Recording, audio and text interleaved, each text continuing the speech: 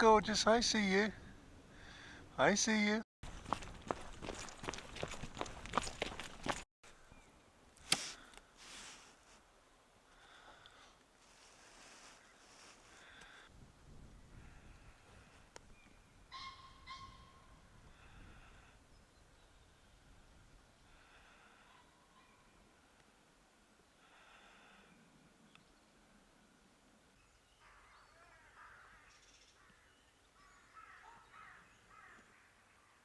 I got everything right on the last video. I did rediscover an old, very 1,000-year-old name for a long barrow, but I didn't do as good a job as I wanted to. I missed off some very interesting parts of the context of that barrow and of the landscape of the estate I'm talking about. Just very briefly, I'll try and explain.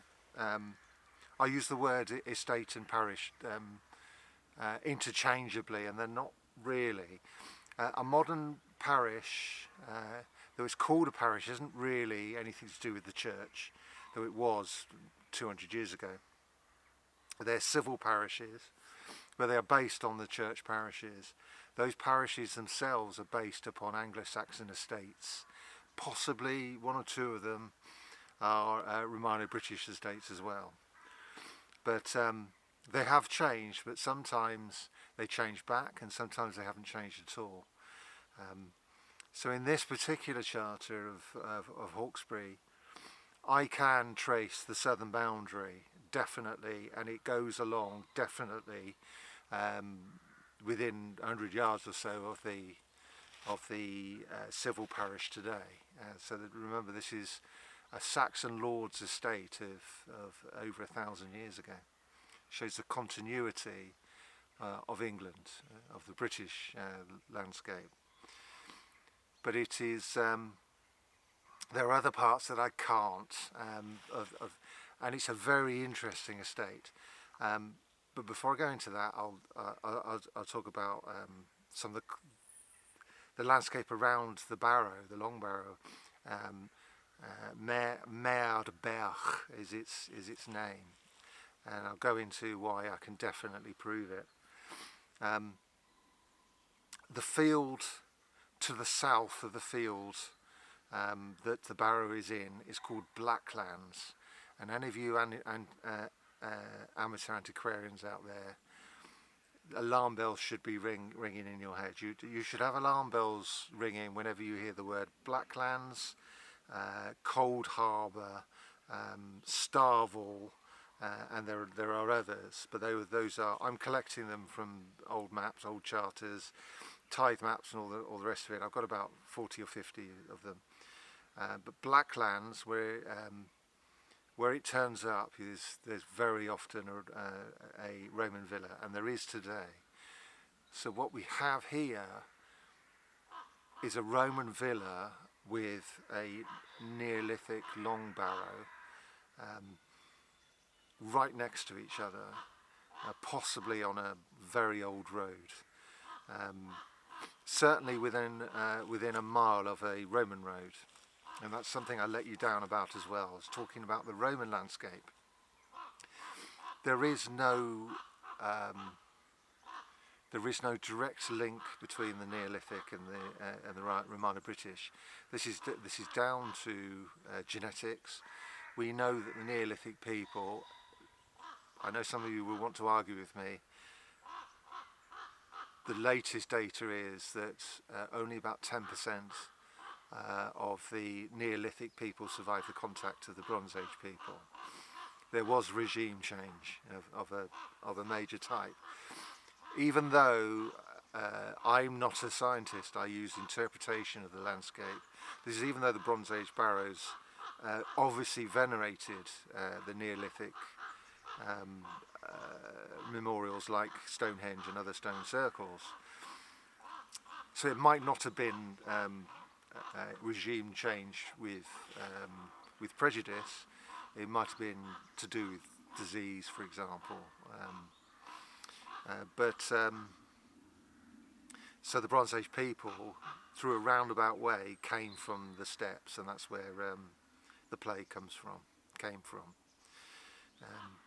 Now, so it could be plague, could be what we're looking at.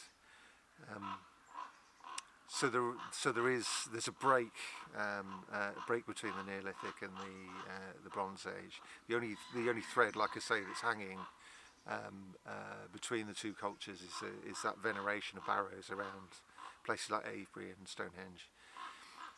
The Romans themselves venerated.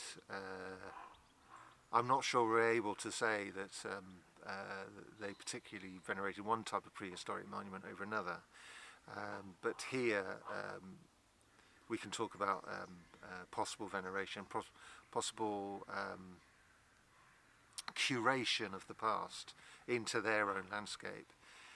So the same happens. There's a place called Cold Harbour in Wick, next to Bristol. That has a Roman villa in it, and in the same field there's a Neolithic long barrow. Again, that word Cold Harbour is one of those words that you as an amateur antiquarian should look out for and start doing your research if you find it. There's a field called Cold Harbour on the way to Chippenham from Bristol. There is a Roman baths in the next field. But it doesn't. It's I found other cold harbours that have nothing in them. So it's not cast iron, but it should certainly make you stop and have a look. So were the Romans curating the prehistoric past?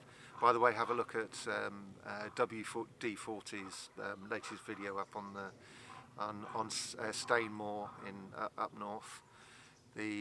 That's a Roman fort with a stone circle in the middle of it.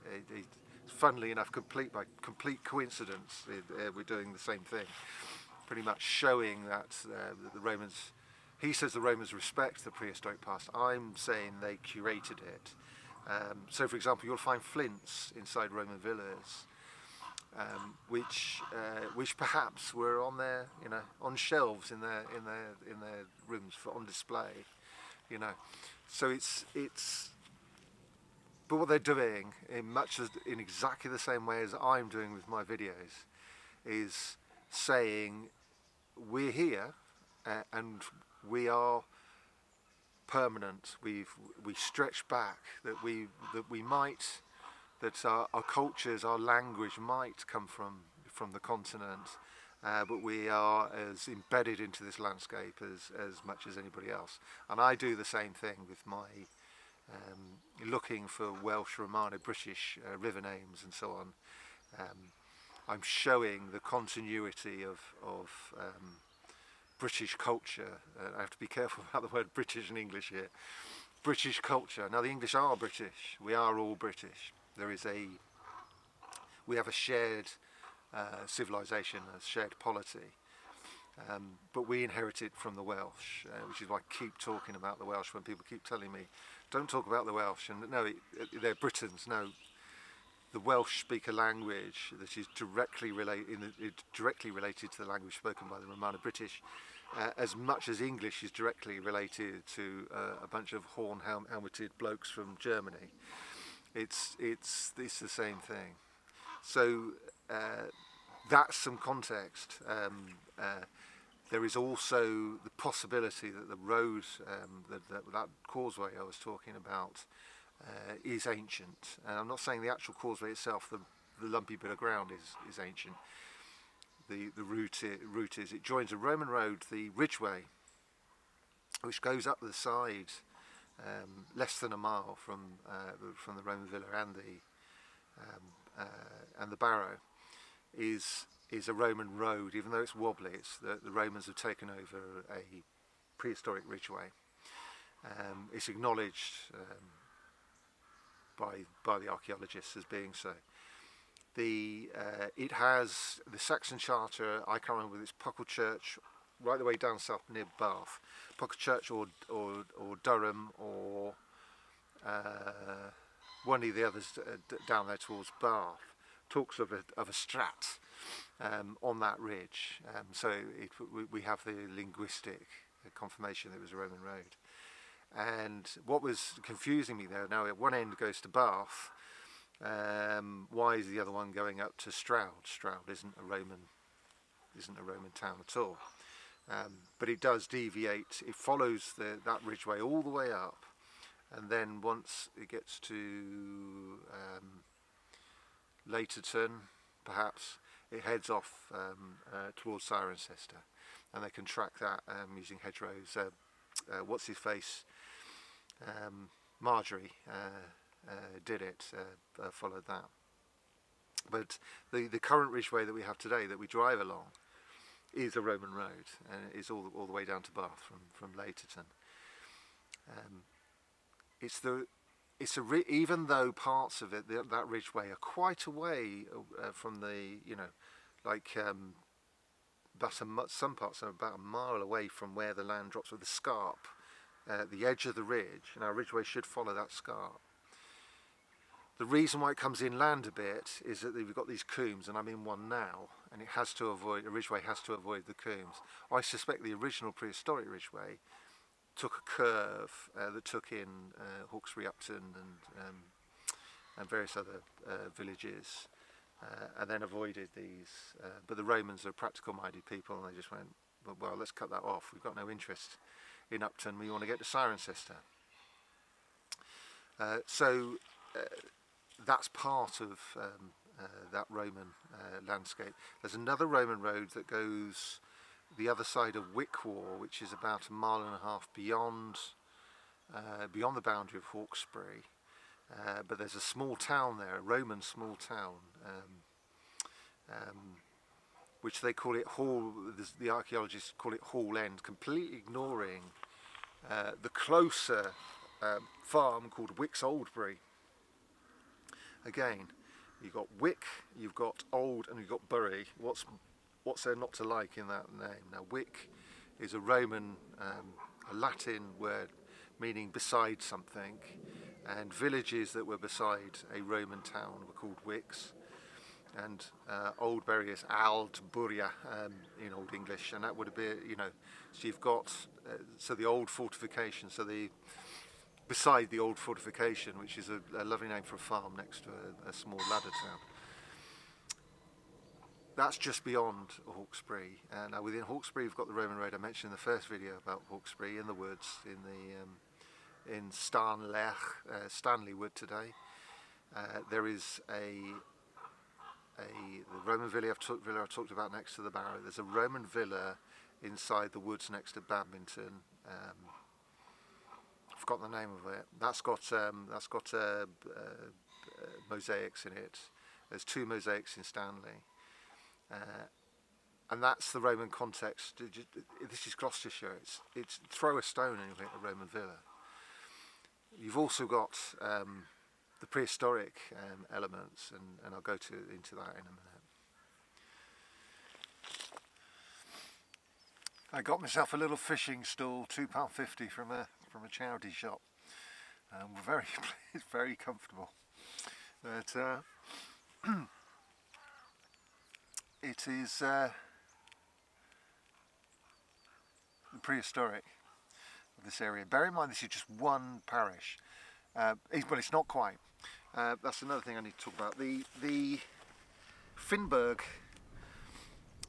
doesn't do the boundary, but does translate some of the Latin in this charter, and tells us that, bear with me, it says on page 59 of Early West Midlands Charters, a thrilling book, I can recommend it, that the lands include 40 mansi, that's 40 hides. So one hide feeds one man and his family, extended family as slaves. The 40 mansi in Soothstocker, and this is one of the reasons why I think Grundy didn't do the boundaries and left this flower here for me as a honeybee to come along and take the nectar. Is because it was hidden away this charter was hidden away in a set of other charters with a name called Soothstocker instead of Hawkesbury.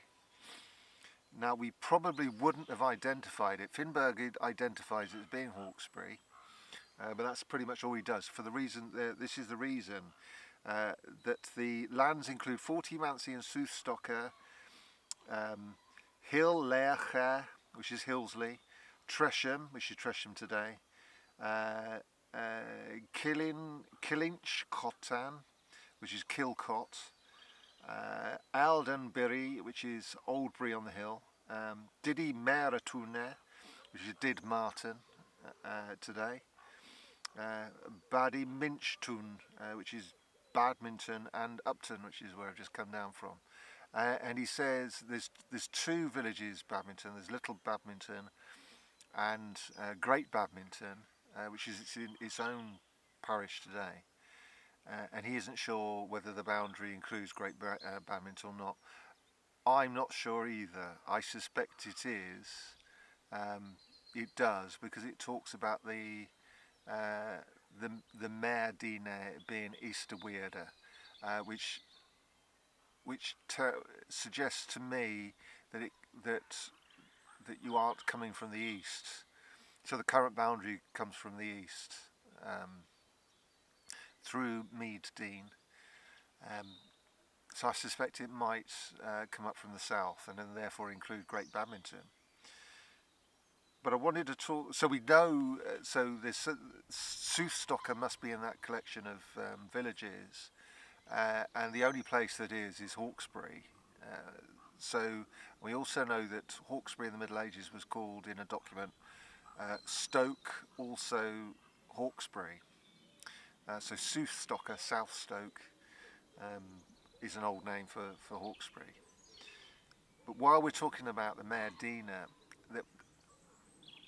I base my identification using logic, there being a certain amount of landmarks on the way to somewhere I could identify, which is the Little Avon. I could identify Berduk Hula, which is Bodkin Wood, and therefore it had to be near there, probably on a current boundary. And there was a barrow next to a dean. So I asked the question on the last video: if it's a meadow, if it's meadland, then I can identify it. I missed two reasons also why it is definitely that barrow and that dean. One, I didn't look at the 1800s map. Just to the right of it, there's a wood called Madon, and that's very close to Mare Dune. Don, which means hill, and Den, which means dean, Derne. They get mixed up in English place names all the time, but it's a good piece of supporting evidence. And then I went to the Tithe maps. Now the Tithe maps are now online for Gloucestershire, South Gloucestershire. I am so happy about this. It makes it really easy for. Well done, Bristol City Council. Bristol City Council does this mapping for all of pretty much all of the southwest, and it improves. It constantly improves. So now we have the Tithe maps on there as a layer, and we have all the access to the Tithe apportionments, so that we can see the names, the 200-year-old names for these places. And lo and behold, that thin field that goes along that stream that I'm talking about, the meadow on, is called Madden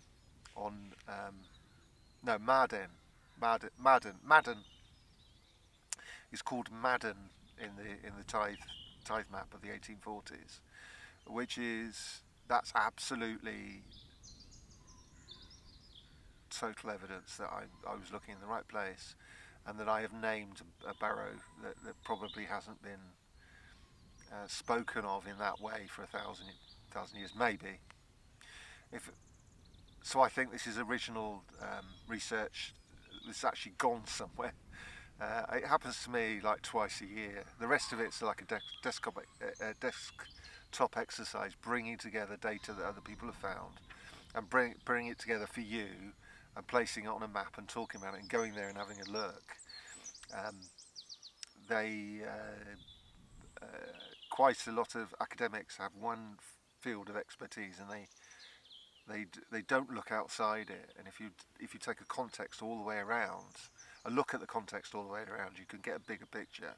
So that's my thing. But sometimes I do something original like this, and I'm really, really pleased, really, really happy. But that's, yes, so that's two pieces of evidence that I didn't have when I made that video. So I shot my bolt. I went off too quickly, and I hadn't completed the job. I was basically doing, instead of taking a broad look, I should have done a fingertip search, which is so now we have it.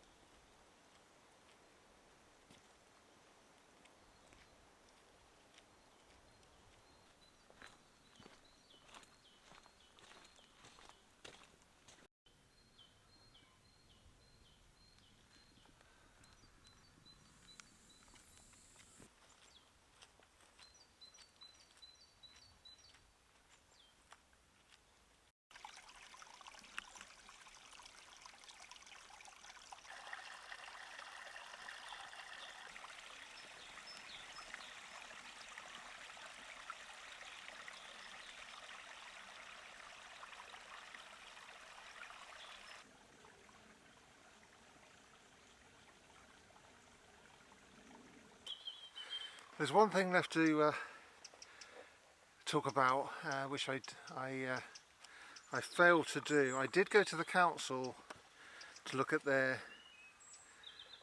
commons agreement, which is the agreement between the people who live on the common and the landowner and the council. And it sort of replaces the manor courts of old. And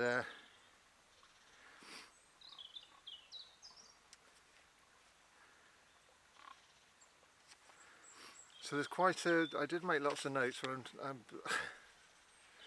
right, so the Lord of the Manor, I won't say her name, certainly in 1973 it was her, but the Lord of the Manor lives at Hawkesbury Home Farm, so it's not Badminton, the big house at Badminton at all, and she has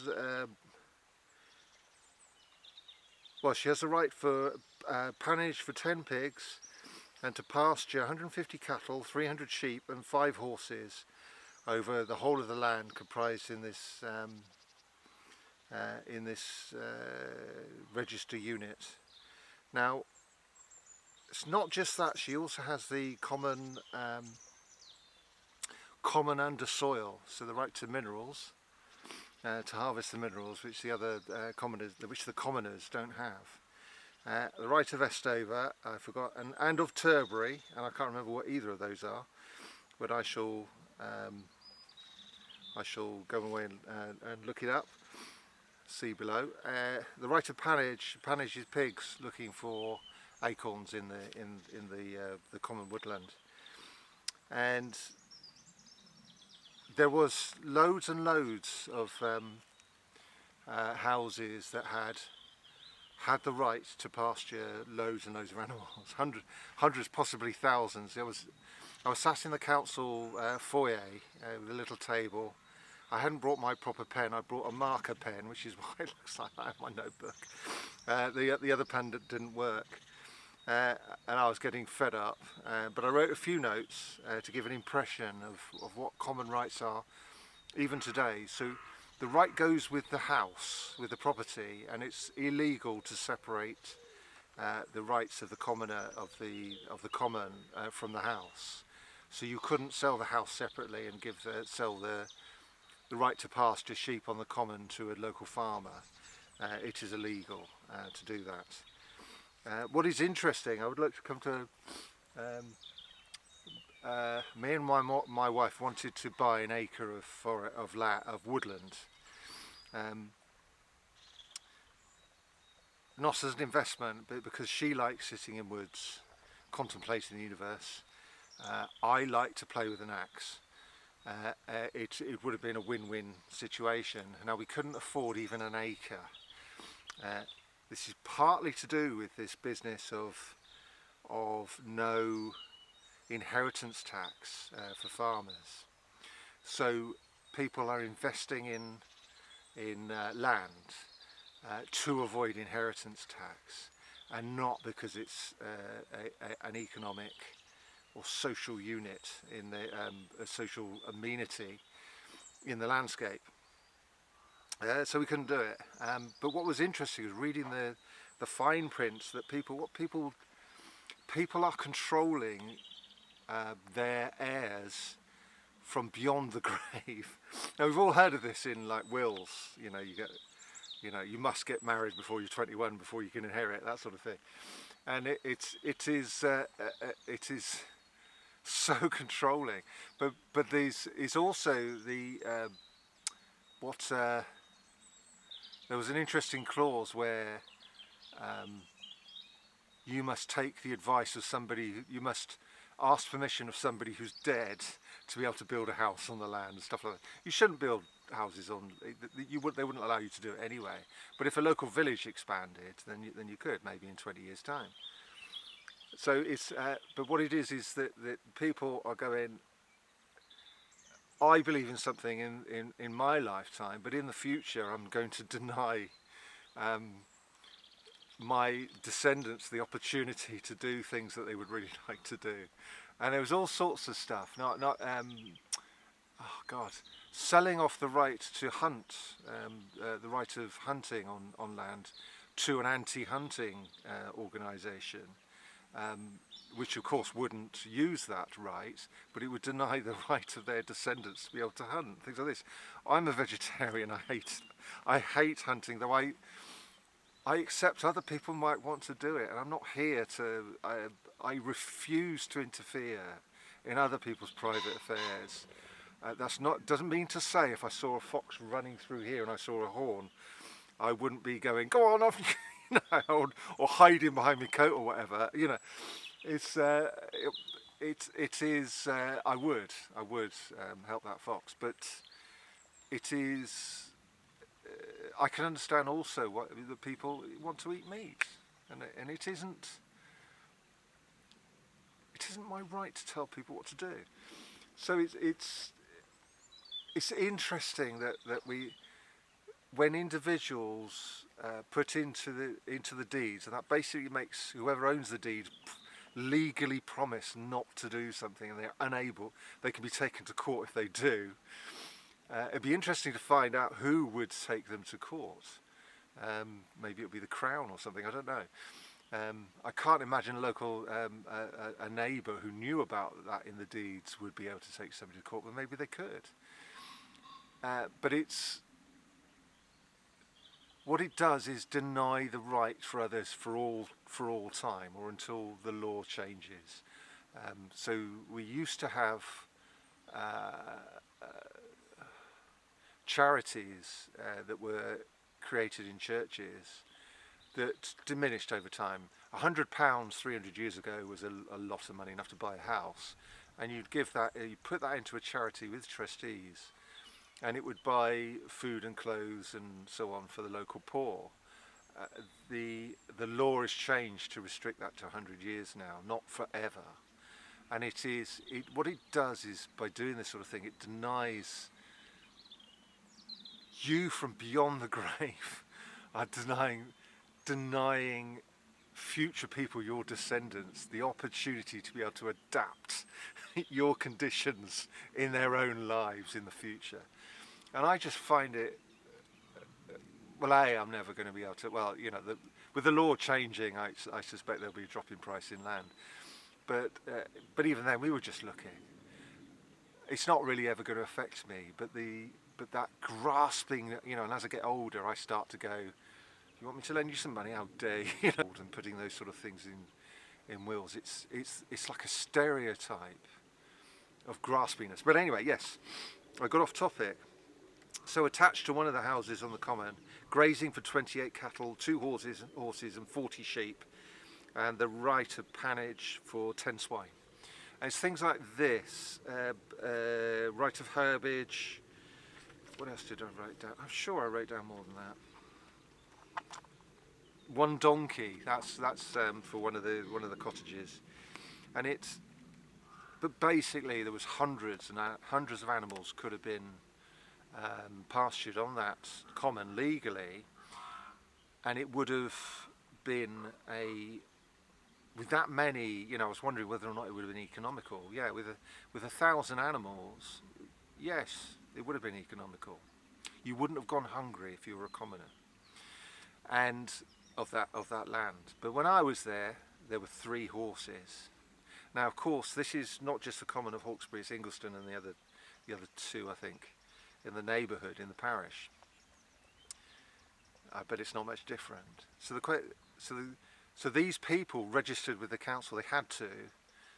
They were given opportunity to do it, and they might have lost their rights. So they went straight away. So no, I will. You know, I'm allowed 68 horses on there. You know, that sort of thing. I will have my rights. And other locals would object. You know, say no, you don't have that right. There was one guy, not in this area, but in another area I was looking at. He all he wanted to do was drive his car across the common so he could park it on his own land. And one of the neighbours objected. You know, no, you're not allowed to do it. You've never had that right. And it's you know, so they were assiduous enough to make sure they registered their rights and opposed their neighbours from getting any further rights. Yet when I go there, there's nothing. There's 3 horses grazing there. It's no longer an economic unit. So it's just becoming, the common is just becoming a leisure park, and that's nice, and I'm glad people. I was taking advantage of it as well. But it is a loss to the country, to its energy, to its ability to make money, to utilise our environment for human needs.